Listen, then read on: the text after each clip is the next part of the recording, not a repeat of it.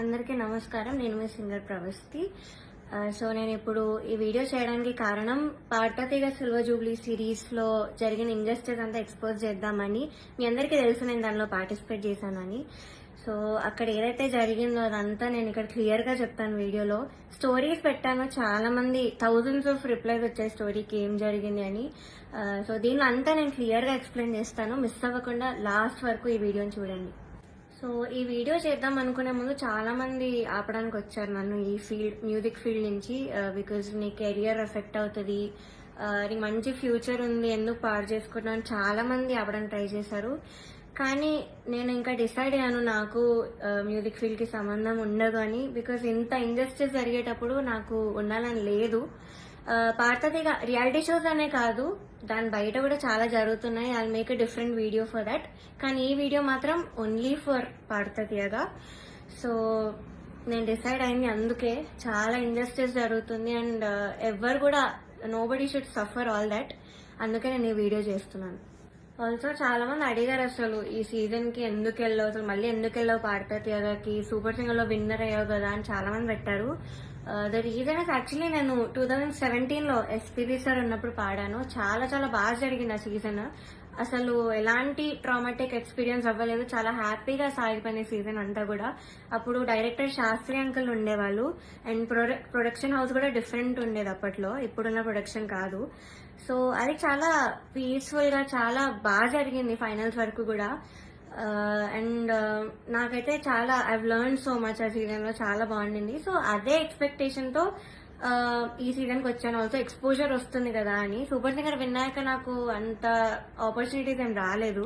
So దీనిలో చేస్తే వస్తుంది కదా, ఎక్స్పోజర్ ఉంటుంది కదా అని ఒక థాట్ తో వచ్చాను. అండ్ దానిలో తప్పేం లేదు కదా. సో ఆ ఒక్క థాట్ తోనే నేను ఈ సీజన్ కి వచ్చాను. కానీ అంత ఆపోజిట్ జరిగింది. సో మొన్న థర్డ్ స్కెడ్యూల్ షూట్ అయింది. టాప్ 12 లో నన్ను ఎలిమినేట్ చేశారు. యాక్చువల్లీ ఫస్ట్ స్కెడ్యూల్ నుంచి కూడా చాలా జరిగాయి. అప్పుడే నేను క్విట్ అవుదాం అనుకున్నాను, బట్ కాంట్రాక్ట్ సైన్ చేశాను. So I had no option. మీరు అనుకోవచ్చు ఎలిమినేట్ అయింది కాబట్టి ఇదంతా ఇప్పుడు కోపంతో చెప్తుందేమో అని, కానీ కాదు. ఉన్నప్పుడు నేను చెప్పలేను, కానీ ఎలిమినేట్ చేశాక నాకు ఆ ధైర్యం వచ్చింది అంతా చెప్పడానికి. సో జడ్జెస్ గురించి కానీ అక్కడ ఆ ప్రొడక్షన్ వాళ్ళు ఎలా ట్రీట్ చేశారని కానీ నేను అంతా దీనిలో బయట పెడతాను. సో నేను ఒక గుడ్ థింగ్ తో స్టార్ట్ చేస్తాను. పార్థతీగలో ఒక good thing orchestra. Krishna uncle వాళ్ళు ఆ సీజన్ లో ఎవరైతే ఉన్నారో వాళ్ళే ఈ సీజన్ లో కూడా ఉన్నారు. వాళ్ళు మాత్రం చాలా సపోర్ట్ చేశారు, అందరితో ఒకేలా ఉంటారు. అండ్ మెంటర్ శ్రీనివాస్ సార్, ఆయన కూడా నన్ను ఎప్పుడు కూడా you are the most talented అని మొన్న కూడా నాతో వచ్చి చెప్పారు. సో వీళ్ళిద్దరికి మాత్రం I'm very very thankful. They are my favourite people. So this is the only good thing పార్థతీగ ఈ సీజన్ లో. సో ఫస్ట్ నేను జడ్జెస్ దగ్గర నుంచి స్టార్ట్ చేస్తాను. First Sunitha garu. Of course she is very beautiful. మీరు అంతే కైండ్ అని కూడా అనుకుంటారు, బట్ బ్యూటీకి కైండ్నెస్ కి ఎప్పుడు కూడా లింక్ ఉండదు. సో ఓకే, మీరు అబ్జర్వ్ చేయండి ఫస్ట్ ఎపిసోడ్ నుంచి కూడా ప్రతిసారి నేను స్టేజ్ మీదకి వచ్చిన ప్రతిసారి వాడు ఒక ఫేస్ ఇస్తారు. అది ఎవ్వరికి పెట్టరు ఆ ఫేస్, బట్ ఓన్లీ నాకు ఆ డిస్గస్టెడ్ లుక్ పెడతారు ఫేస్ మీద.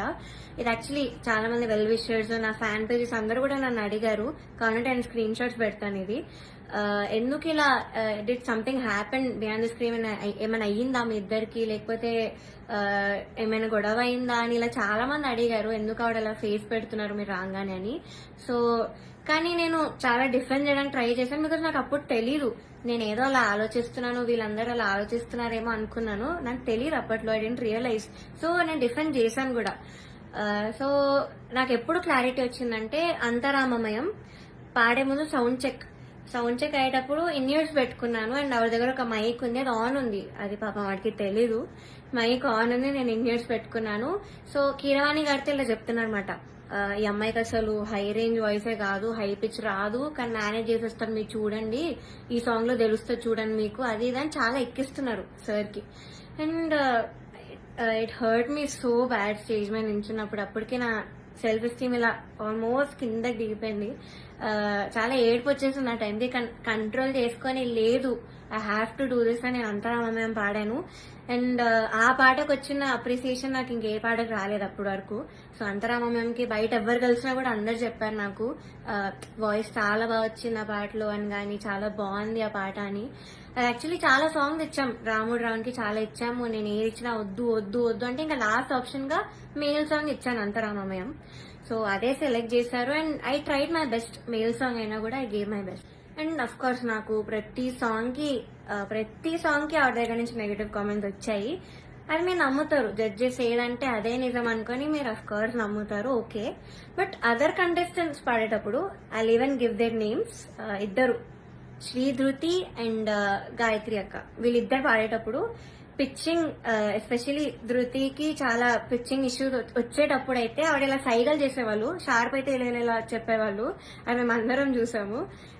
గాయత్రి అక్క కూడా షార్ప్ అయితే ఇలా కింద కింద ఫ్లాట్ బాడ్ అని చెప్పేవాళ్ళు, మొన్న కూడా అయింది అది. సో అంటే నాకు తప్పు లేకపోయినా మీరు అక్కడ కామెంట్స్ లో చెప్తున్నారు, వీళ్ళు చేశాక కూడా మీరు అక్కడ చెప్పకుండా సైగలు చేస్తున్నారు. సో అక్కడ నాకు నా మీద ఎందుకో గ్రడ్జ్ పెట్టుకున్నారని కూడా అర్థమైంది. Chandrabose garu, we all know he's a lyricist. So ఆయన రెస్పాన్సిబిలిటీ, లిరిక్స్ తప్పులుంటే ఆయన చెప్పాలి. సో నన్ను ఫస్ట్ 2 ఎపిసోడ్స్ బాగా మెచ్చుకున్నారు. ఇలాగా ప్రతి నోట్ గాని భావం గాని అసలు వదలకుండా పాడుతామని కూడా చెప్పారు నాకు. అయితే రాముడు రౌండ్ లో వీళ్ళందరు ట్రూ కలర్స్ అన్ని బయటపడ్డాయి. ఫస్ట్ సునీత గారు నేను చెప్పినట్టు మైక్ లో మాట్లాడేశారు, ఇండియన్స్ ఉన్నారని నాకు తెలియక. అండ్ చంద్రబోస్ గారు పాపం లిరిక్స్ లో నాకు ఒక్క మిస్టేక్ కూడా నేను ఛాన్స్ ఇవ్వలేదు ఆయన చెప్పడానికి. సో దానిలో చెప్పలేక ఆదృత లేదు అని ఒక కామెంట్ ఇచ్చారు. అది ఇంకేం చేయాలి, మేల్ సాంగ్ సేమ్ ఇంపాక్ట్ ఒక ఫీమేల్ వాయిస్ నుంచి మీరు ఎక్స్పెక్ట్ చేయలేరు. సో అంతరామమే is a male song. So ఇంకా లిరిక్స్ లో చెప్పలేక ఎందుకు ఇంకా క్రియేట్ చేసుకొని చెప్పడం నాకు అర్థం కాలేదు. అదే రౌండ్ లో ఒక అమ్మాయి లిరిక్స్ మర్చిపోయింది రాముడి పాటలో, అది మాత్రం ఆయన మెన్షన్ చెయ్యలేదు. బీయింగ్ ఎ లిరిసిస్ట్ ఆయన రెస్పాన్సిబిలిటీ ఉండి కూడా ఆయన చెప్పలేదు. ఆ రౌండ్ లో లిరిక్స్ మర్చిపోయింది, చెప్పలేదు. ఇంకా మమ్మల్ని ఏడ్పించేసావు అది ఇదని చెప్పింది. చాలా మంది చేతిలో రాసుకొని వచ్చారు, అది కూడా ఆయన చెప్పలేదు, అది కూడా కౌంట్ చేయలేదు.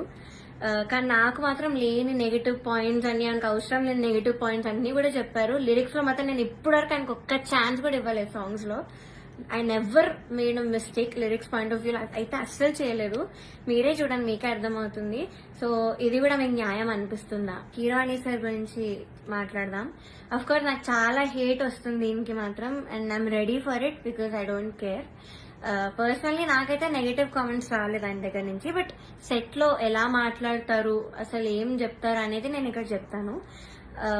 పాయింట్ నెంబర్ 1, మెలోడీస్ పాడిన వాళ్ళకి మాత్రం వాళ్ళు ఎలా పాడినా కూడా నేను ఆటోమేటిక్ గా మంచి స్కోర్ చేస్తాను అని ఆయన నోట్తో ఆయనే చెప్పారు.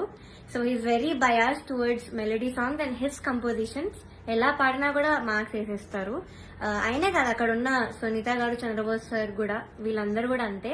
వాళ్ళ సాంగ్స్ పాడితే మాత్రం స్కోర్స్ ఆటోమేటిక్ గా మంచిగా వచ్చేసాయి. సో ఇది పాయింట్ నెంబర్ 1.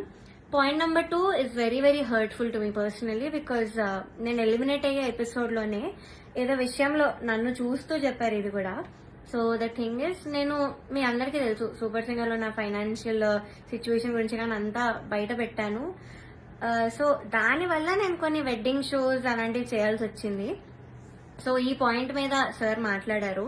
ఏమన్నారంటే అసలు వెడ్డింగ్ షోస్ చేసేవాళ్ళు నా దృష్టిలో సింగర్సే కాదు, నాకు చాలా అసహ్యం, it's like your disrespecting music అని ఈ మాట అన్నారు. చాలా చాలా బాధ అనిపించింది. అదేంటి అంత స్టేజ్ లో ఉన్నాయని ఇలా మాట్లాడారేంటి అని. సో ఇదొకటి, నన్ను చూస్తూ మాట్లాడారు ఇంకా. So it was very hurtful.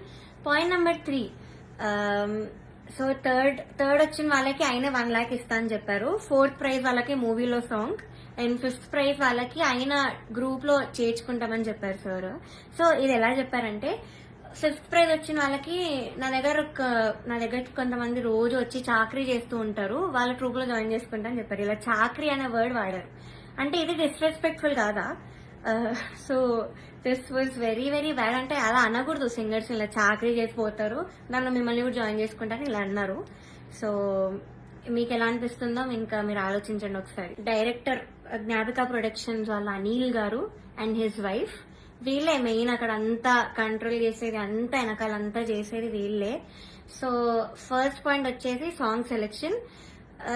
First నేను మీకు చెప్పినట్టు జడ్జెస్ అక్కడ బయాస్డ్. సో కిరాణి సార్ ఏమో మెలోడీస్ వాడితే వేసేయడం, ఆయన కంపోజిషన్స్ వాడితే వేసేయడం, చంద్రబోస్ సార్ కూడా అంతే, సునీత గారు కూడా అంతే సేమ్.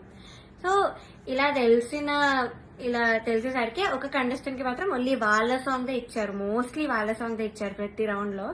ఇంకో కంటెస్టెంట్ కి ఏమో నీకేం వచ్చో చెప్పు ఆ సాంగ్ ఇచ్చేస్తామని చెప్పి ఇలా ఇచ్చారు ఒక కంటెస్టెంట్ కి. సెకండ్ పాయింట్, ఆ కంటెస్టెంట్ ఒక రోజు రాలేదు అనేసరికి అంతా షఫుల్ చేసేసి ఎపిసోడ్స్ అని ఏదేదో చేశారు. అండ్ అలాంటప్పుడు ఇంకెందుకు ఆడిషన్స్ పెట్టి అందరినీ తీసుకొని, ఎందుకు అసలు పార్వతి అంతమందిని తీసుకొని ఒక్క అమ్మాయితో చేయొచ్చు కదా సిల్వర్ జూబ్లీ సిరీస్ అని. సో అదొకటి. థర్డ్ పాయింట్ వచ్చేసి ఫ్యూచర్ లో ఒక ఎలిమినేషన్ జరుగుతుంది నాకంటే ముందు, అని నేను చూస్తాను ముందు ఎపిసోడ్స్ లో.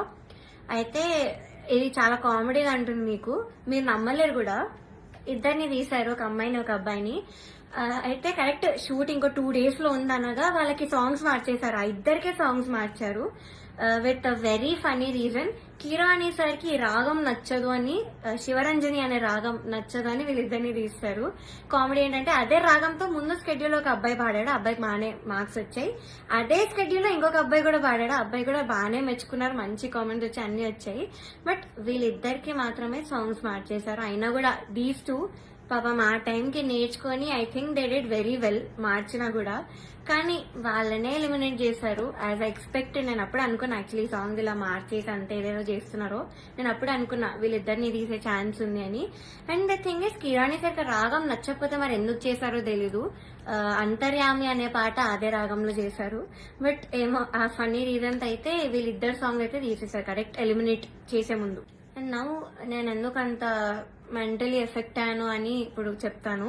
ఫస్ట్ థింగ్, నేను చెప్పినట్లు డిస్క్రిమినేషన్ అది, ఇంకా జడ్జెస్ యొక్క డిస్గస్టెడ్ లుక్ తో నన్ను చూడడం, ఎప్పుడు ఒక చీడ పురుగును చూసినట్టు చూడడం. They treated me like I'm worthless. So అలా ట్రీట్ చేశారు, జోక్స్ వేశారు వాళ్ళు కూడా నా బాడీ మీద. ఇవన్నీ నాకు ఆడియన్స్ ద్వారా తెలిసింది, వాళ్ళకి వినిపిస్తుంది కాబట్టి వాళ్ళు పక్కనే ఉంటారు. సో నేనైతే అస్సలు ఎక్స్పెక్ట్ చేయలేదు, ఇలాంటి జడ్జెస్ దగ్గర నుంచి అయితే అస్సలు ఎక్స్పెక్ట్ చేయలేదు. అంటే నేను ఇన్ని షోస్ చేశాను, తమిళ్లో పాడాను, అన్నిట్లో పాడాను, ఎప్పుడు కూడా ఇలాంటి ఎక్స్పీరియన్స్ ఒక జడ్జెస్ నుంచి అయితే నాకు ఎప్పుడూ లేదు. శ్వేతామోహన్ గారు ఇప్పటికి కూడా మాట్లాడతారు, నన్ను ఏంజల్ అంటారు, the sweetest, the most talented అంటారు. అలాంటిది ఇక్కడ వీళ్ళే నన్ను ఇలా ట్రీట్ చేస్తున్నారు, ఇలాంటి మాటలు అంటున్నారని చాలా చాలా బాగా అనిపించింది. అండ్ సెకండ్ థింగ్, ప్రొడక్షన్ వాళ్ళు ఎస్పెషల్లీ అవుట్ఫిట్స్ విషయంలో మమ్మల్ని బొడ్డు కిందకి కట్టుకో, సారీస్ ఇచ్చి కిందకి కట్టుకో, ఇలా ఎక్స్పోజింగ్ చేయన్న వేలో చెప్పారు. చాలాసార్లు తిప్పేవాళ్ళు నన్ను ఎస్పెషల్లీ కరెక్ట్ పాడే ముందు. అంటే ఎగ్జాస్ట్ అయిపోయేదాన్ని ఆ టైంకి, అయినా కూడా ఐ గేవ్ మై బెస్ట్, అది వేరే విషయం. అండ్ ఇలా బాడీ షేమింగ్, ఆ కాస్ట్యూమ్ డిజైన్ అయితే నా ఫేస్ మీద అన్నాడు, ఇలాంటి బాడీకి నేను ఇంకేం ఇవ్వగలను అన్న మాట అన్నాడు. ఏమో ఐ వాజ్ వెరీ వెరీ చాలా చాలా ఎఫెక్ట్ అయినాను మెంటలీ ఈ విషయంతో మాత్రం. సెల్ఫ్ ఎస్టీమ్ కానీ కాన్ఫిడెన్స్ కానీ అంతా లేకుండా పోయింది వీళ్ళనే మాటల వల్ల. అండ్ మీరు ఒకటి గమనించుంటే ఎస్పీబీ సార్ ఉన్నప్పుడు మాత్రం ఇలాంటి కుళ్ళు జోకులు, కామెడీలు, డాన్సులు చేయడం మాత్రం ఎప్పుడూ కూడా లేదు. మీరు ఒక్కసారి అన్ని సీజన్స్ రివైండ్ చేసుకొని చూడండి, నా సీజనే చూడండి 2017లో. కానీ ఎప్పుడైతే జ్ఞాపిక ప్రొడక్షన్ అనేది వచ్చిందో అప్పటి నుంచి ఇవన్నీ స్టార్ట్ అయ్యాయి. So they the main reason ఈ పార్వతిగా ఇలా అయిపోవడానికి కారణం వాళ్ళే. మమ్మల్ని ఇలా డాన్స్లు వేయమని, అదేవో కుళ్ళు జోకులు చెప్పమని. మీరు ముందు చూస్తారు, ఇప్పుడు ఎర్రని కొరదని గోపాల్లో నేను చాలా డాన్స్ చేశాను, నెక్స్ట్ వచ్చే ఎపిసోడ్ లో కూడా డాన్స్ చేశాను, because I was forced to dance. So చేశాను, నేను ఇప్పటివరకు అయితే అంత డాన్స్ ఎప్పుడూ చేయలేదు రియాలిటీ షోలో, కానీ చేశాను, మీరే చూస్తారు. అండ్ మాకు ట్రాన్స్పోర్ట్ లో ఒక కంటెంట్ మేనేజర్ మాత్రమే వచ్చేవాళ్ళు కార్లో, బికాజ్ మా ఇంటి పక్కన ఆయన కూడా ఉంటారు.